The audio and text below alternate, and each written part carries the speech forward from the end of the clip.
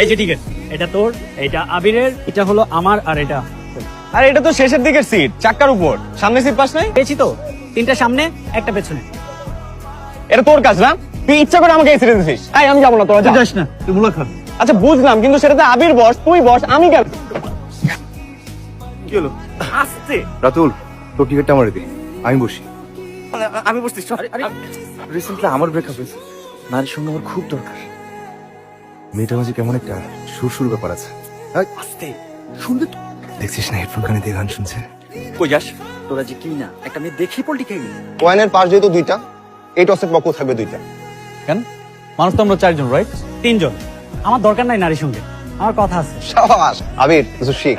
শোন, আবিরের সামিয়া ছিল, তাদের প্রেমে মাঝখানে দমকা বাতাস বয়ে গেছে, এটা আবার ঠিক হয়ে যাবে। এমন হয়েছে বহুবার, আগে বহুবারই হয়েছে এটা। তাই টস হবে আমার আর রাতুলের মধ্যে। না, আমিও থাকবো, সিঙ্গেল, রাইট?